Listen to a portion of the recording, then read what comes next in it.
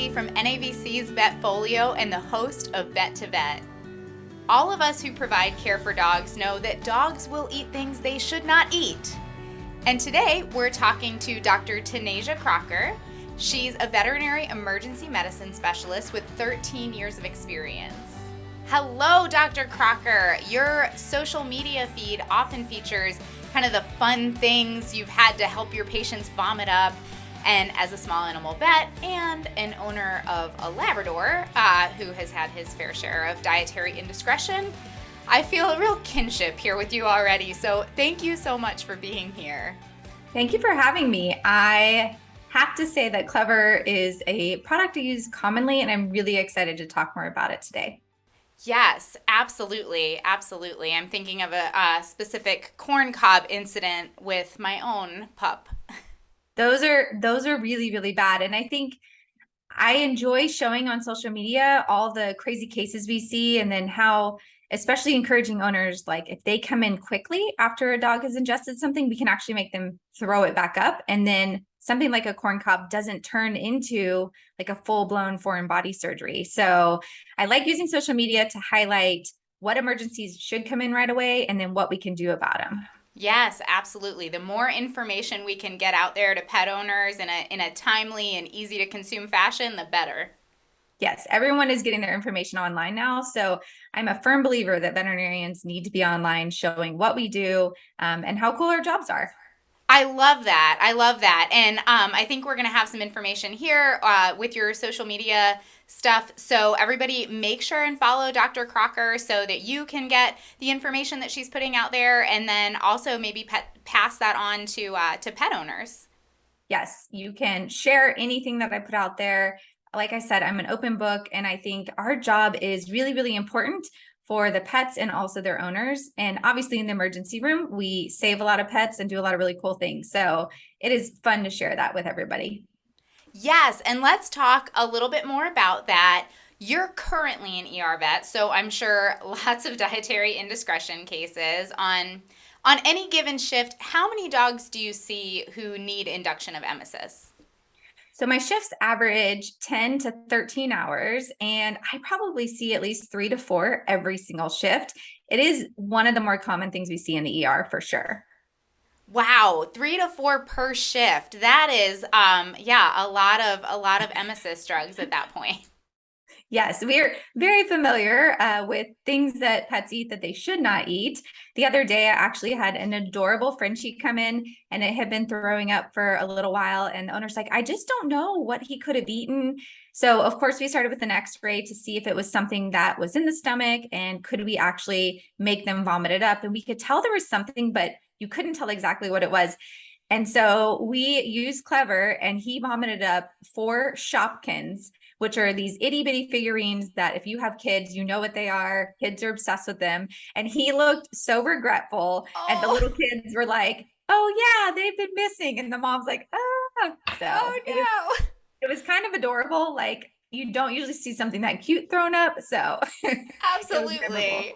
Oh my goodness. Okay, so while we're talking about these stories, I had one patient who, same thing, we used Clever with her. She'd eaten a toy and she threw up the toy at the same time every night for like 2 weeks. And every time she would throw it up, she would gobble it back down so fast that the owner couldn't get a hold of it. And so he brought her in, and like, the nurse told me the history. I had to go get a history myself because I was like, wait, am I hearing this correctly? Yeah, and he said, yeah. yes, every night she vomits up the same toy. So we gave her a Clever. She vomited up the toy. We were there at the ready. We grabbed that sucker, and like I didn't believe a toy would come up, but it sure did. And it was rewarding and same thing, also kind of humorous at the same time. Yeah, I think that it is really nice in the ER. We have so many cases that honestly take a lot of time and energy. It is so nice when they come in, they just ate something, it's still in the stomach, you make them throw it up, and then you send them home. And Yes. You're like, go home, rest easy. And the owners are so thankful. And the dog obviously regrets what they did. Well, some dogs probably don't, but we have repeat offenders in the ER for sure. So Absolutely. Absolutely. Here comes Steve. He ate something again. yes, yes.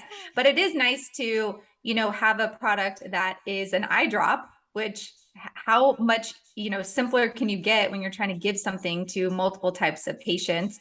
And it's something that in very select cases works extremely well. Absolutely. So let's talk about that. Because in the past, we've used drugs like apomorphine to induce emesis, but now there's another option, which is the first FDA approved emetic for dogs. And it's an eye drop, which seems much more convenient than an injection. How did you first come across Clever? I originally was a general practicing vet and I did ER relief. So I did ER a couple times a month, but not as consistently as I do it now full time. And I remember the first time I had a patient that was very nervous, and we are an open concept ER that I work in. So the owners are with the patient. And so this patient was really anxious. And one of my technicians, actually, amazing team member, said, why don't you use Clever eye drops? Then we don't have to give this really nervous pet an injection. And I'm like, there's an eye drop? I mean, I honestly had no idea that there was an eye drop that could make a pet vomit. And it just seems kind of weird, right? And so I'm like, I mean, we'll try it. And they're like, it works great. And we used it. The owner actually helped because the dog was much more comfortable. So they helped hold, and it was really nice to be able to administer something. The dog was much more relaxed and comfortable. You didn't have to poke it, and it worked really well. And so that was my first introduction to it. And so now with cases that I feel like it's going to be really effective, we know they ate something, and especially if the pet is not going to be great to give an injection to, I love having this as an option.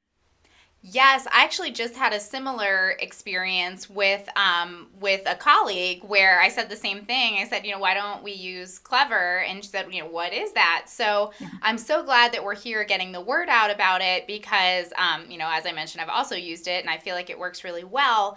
And the pets tend to appreciate it a lot more than getting an injection. At least in the beginning, they appreciate it more. Maybe not so much when they're vomiting. Yeah, yeah, it works really well. So unfortunately for the pets, yes, they get a little nauseous and vomit, but Exactly. But you know what? You shouldn't eat stuff. yes. So you mentioned using this with select cases, which of course begs the question of, just emesis induction in general. When should we induce vomiting? When should we not? And when to reach for Clever versus when to avoid it? So in general, we have people call all the time and say, my pet just ate this. What should I do? And a majority of the time, if it is less than in 2, 3 hours, and I know that it's probably still in the stomach, I'm going to tell them to come in and we can make them vomit. Whether it's a toxin that we want to try to get as much out of their system as possible, or it is something that once it hits those intestines, which are, much smaller in diameter, it can cause an obstruction. I want to make sure that we try to get it out before it becomes a surgical issue or a big medical case. And so if we're in that time frame, in that window, I definitely encourage owners to come in so we can try to make them vomit it up. I do a majority of the time reach for Clever now because I feel like it is so effective. I've had a few cases that it seems like the apomorphine worked a little bit better. And I don't know why that is. I don't know, but it just seems like there's some cases where I'm like, okay, the Clever drop didn't work the first time, so let's try apomorphine instead the next time, and it works. But I honestly have had a really good success rate with it, and I tend to reach for it a lot more now than any type of injection. Now, you can't use it in cats, so you have to make sure that you're you're only using it in the dogs. I think sometimes in cats, I'm like, man, it would be great, right? If I could It just would be give them so an eye nice. drop. Yeah. Because they're even harder to give medications to, but definitely want to only use it in dogs. That's all it's approved in. Sure, sure. Yes, I agree. Maybe one day for cats because most of them tolerate an injection pretty well, but I'm sure they would appreciate not having to get poked if possible. Yes. And as we've mentioned several times here, eye drops certainly seem more convenient than doing injections just in general. Are there any cases in particular you can share with us where having an eye drop really proved to be advantageous? I would say in my more aggressive pets or more anxious pets, I think it is helped dramatically. Or in my pets that don't have great veins, you have those older pets and it is really hard to find a good vein, or they don't have great blood pressure. And so I find that the eye drop is easier to administer. On the ones that are a little more aggressive or anxious, a lot of times, because we are an open concept DR and the owners are a part of the process, they can actually really help distract a pet. And it is really quick to put an eye drop or two, right? Like in an eye. And so I find that it is less stressful than like 3 people having to try to hold a, especially like big pet. And usually you can kind of come behind them, they're being distracted, and you can kind of drop it in the eye. And we've had really good success with that. So those are the ones that I find it to work better than having to restrain and give an injection.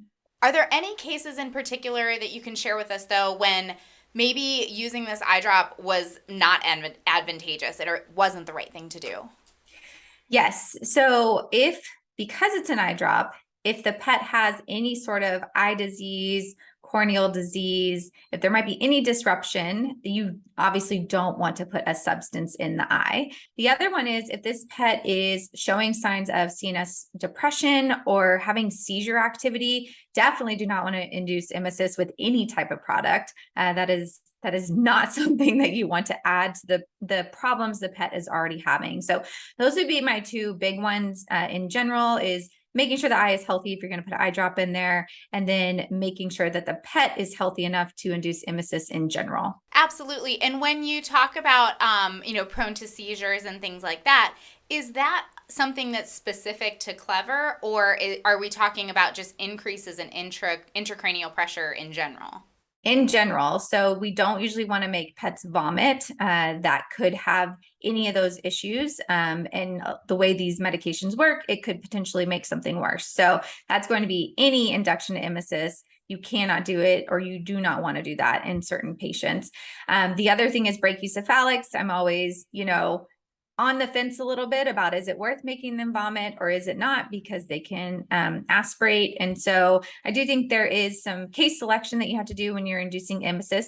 What did they ingest? So if it's something really toxic that's going to cause a severe ulceration of the esophagus or the oral cavity when it comes up, that's something you have to worry about. And then sharp objects. I am shocked sometimes by what the dogs swallow down, but then sometimes you do not want them to try to, vomit it back up, because it could get lodged somewhere and cause a pretty significant issue. So there's a lot that goes into whether or not to induce emesis, which is why I recommend people call their veterinarian, tell them exactly what's been ingested. And if there's any question, or if there's a chance it can be vomited up, that they head to the ER so the pet can be assessed and hopefully helped. And that decision can be made with all that experience and medical background we have from dealing with these cases over and over every single shift. You talked about, in some cases, reaching for Clever and then using apomorphine.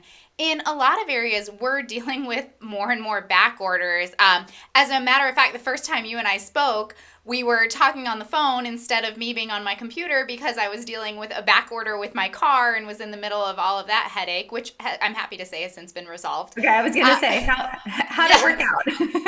It worked out great. We finally got it handled much quicker than I thought it was going to be handled. So a happy ending. Yeah. But, in general, having multiple options can only help in any medical situation, especially in an ER where you're seeing these patients 3 and 4 times a shift. Yes, we go through very large amounts of medications that induce emesis. And so there has been times that we've pulled out that bottle of apomorphine and we use the last bit of it and we're like, oh my gosh, and we can't get any, for a while. And that's not okay. Like, we have to have it in stock or we have to use something else. And so Clever, it's packaged in like individual packages. So, it's not like you open one bottle and it goes bad really quickly. You can get multiple doses out of each box. And so I find it's really great to have on the shelf. And so far, fingers crossed, haven't had major back orders with issues with that one. So Absolutely. Yeah, I was going to say that is one thing I really like about using Clever is the longer expiration date, because some of these other medications can be very, very short dated. And so if you don't use them right away, you run the risk of them going bad. And Clever just, that longer expiration date seems to be more advantageous in like a general practice setting where we're not seeing these cases quite as frequently. Yes, I would agree. What if we experience protracted vomiting after administration of Clever? These guys just can't stop bringing stuff up. So the good thing is they have shown that metoclopramide can help to, I guess, decrease that feeling that they're having and that contraction that they're having. And so that's great because we have metoclopramide in the ER and we can administer that if needed. A lot of times I'll keep them for a little bit anyways, just to monitor and make sure that they're comfortable before they go home. And so I haven't personally had to give it to that many patients, but it is good to know that there's an option if you're having that issue, because we don't want these pets uncomfortable. Like once we get it, what is in the stomach out, we want them to feel better and we want them to be able to go home and rest. Absolutely. And that can be, I truly actually haven't had a huge issue with protracted vomiting with Clever, but I have in other emesis cases, and they're just so pitiful when they just can't stop vomiting and you're trying to break that cycle. It's so funny though. I am shocked sometimes, especially labs, right? Like they will throw something up and they're still drooling and they still look nauseous, but then they like go like they want to eat it again. And you're like, what is wrong with you? I know. Why you're here? And like you said, like the things that they eat, I'm like, what is appealing about a corn cob to you? Like, how does that seem like a good thing to eat? And, you see, like you said, the toys that this little Frenchie ate. I've seen dogs eating razors. I'm like, what are you guys thinking? Yeah, we recently had a dog that ate 6 pacifiers. And the owner's like, well, I just kind of thought we were losing them like around town, going. I would have thought that too. Stuff with the baby. Yeah, like you have a lot of stuff, right? Well, no, this dog was like eating the little pacifiers and we saw all the circles when we took an x-ray. And so luckily vomited him up so we didn't have to go to surgery. But I was like, why? Like, why? It's gross. So yes. Absolutely. Absolutely. So, we've established between the two of us that Clever works, but one sentiment I have heard on occasion is that it may not work quite as fast. Really, that hasn't been my experience, and you said you feel like it works pretty fast, but, do you have any concerns as far as speed of onset? No, I really don't. I mean, I feel like they start to get nauseous pretty quickly. And I think that most people expect 5 to 15 minutes is kind of the time frame it takes. I would say to me, it's usually around that 5-minute mark most of the time. And you can administer a second dose, but I have never had to do that. Again, it's been really effective in my hands. And I feel like it works really, really well. And I see a ton of these cases. So. And that was going to be my other question, because I haven't run into this issue, but I wasn't sure if I did have a dog who wasn't vomiting, it is okay that we can administer a second dose. Is there like a specific waiting period for that one? I honestly, it's on the label and I don't know the specifics of it. I look at it every time. I always joke in the ER that there's things I have to know like right away, right? Like I need to know epinephrine doses and anti-seizure medication doses and even pain medications, but I can look up a lot of things. And so I just look at the labeling. They have a great chart for weight and how many drops you have to administer and how long to wait and if you need to do second dosing. So I let them tell me, and honestly, my team half the time manages it once I've communicated with the client, which is really nice because everything is just laid out so clearly. Absolutely. All right. So I have to share this analogy that I had a professor tell me in vet school, and I use it all the time. I feel like it's so true when you're talking about having to remember certain things. And it's the iceberg and the penguin analogy, that your brain is like an iceberg and you can only hold so many penguins at one time. So if you get more penguins, then other penguins are jumping ship. So that's not necessarily information you want to store in your head and lose other penguins over. Yes. And I have a lot of vet students come through the ER that extern with us and they're so stressed out and they're like, oh, I need to memorize this or I need to, and I'm like, no, you need to know where to get the answer. Like all of us, as long as you know where you can get the answer, you have a little bit of time, it's okay. And so you can just see them kind of, oh, okay. Like I don't need to stress as much. So absolutely. You can only memorize so much, and really, you should know where to get the answer, because if you memorize too much, you're bound to make a mistake in that regard. Exactly. It'd be better just to double check yourself. So they have great dosing recommendations on there. Like I said, the chart is laid out exactly with the weight and everything you need to do. And so it's really easy for your team members to follow through with that. And then you'd hear the cheering from the lobby because the dog threw up what it came in to throw up and everyone's like, yay. And you get to be a superhero and save pets. So. What is the craziest thing you've had a patient vomit up in the ER? Well, there's definitely a lot of common things like socks, underwear, medications, things like that. But the craziest was a spoon. The pet had been acting kind of irpy, and the owner's like, I don't know what they could have eaten, and then you take the x-ray and you're like, that's a spoon. Like, how and why? And I'm assuming there was like peanut butter or something yummy on the spoon and they just swallowed the whole thing. But we're like, well, if it went down, it can probably come back up. And so we made him vomit and the spoon came up and everyone cheered, and it was a really cool case and a cool x-ray, obviously. Yes, very cool. Was it a big dog? It was a big dog. So Goodness. I don't know. I have heard of people like with really itty bitty dogs also like ingesting really big spoons, and you're like, I don't know. How? It's shocking to me what they can ingest. Yes, I agree. I had recently a patient who, it wasn't my patient, it was a colleague, and she had to make this dog vomit up a whole bunch of grapes. The dog had jumped onto the counter and eaten a whole bag of grapes, which was not super interesting in and of itself, but then we were following up with this dog with blood work. We rechecked, I think, for about 48 hours to make sure everything was looking good. And so I did the 48-hour recheck, and I was talking to the owner, and she said this dog is obsessed with wine. Like, she's constantly trying to drink out of the owner's wine glass in the evening, and like will crawl behind the couch and try to like get to one side of the coffee table or the other. It was like, and he's eating the grapes and like, buddy, they're not ready yet. You gotta wait a little while. Yes. I know, it's so funny, like how you would think that they would regret when they eat certain things and you make them throw up, but we really do have repeat offenders, especially with like socks and underwear, where we get the same, usually golden doodles or labs that come back in because they ate another one and the owner's like, we're back. And so we give eye drops, they throw up, they leave, and it's just, they're regulars now at the ER, but at least they don't have to have surgery. So that's good. Absolutely. Well, Dr. Crocker, this has been so much fun. Thank you so much for joining me today.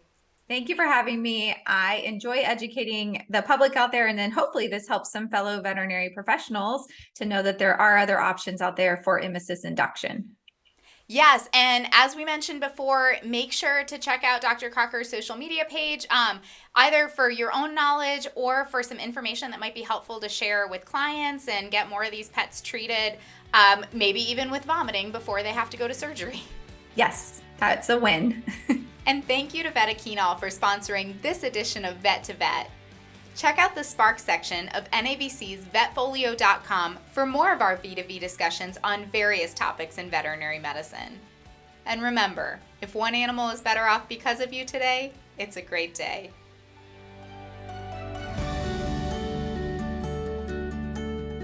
Clever is indicated for the induction of vomiting in dogs. Important safety information. Do not use in dogs with central nervous system depression or seizures.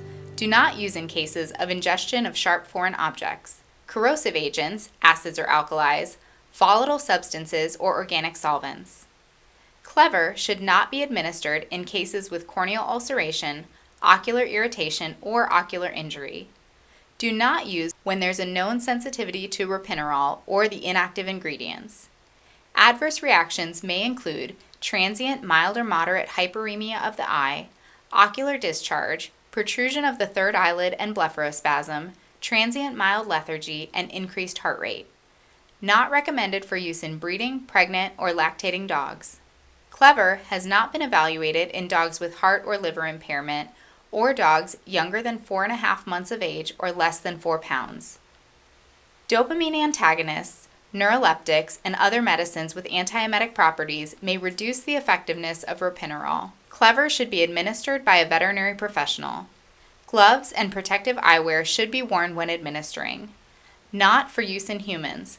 Keep out of reach of children. For full prescribing information, go to https://www.vetaquinolusa.com/clever-info.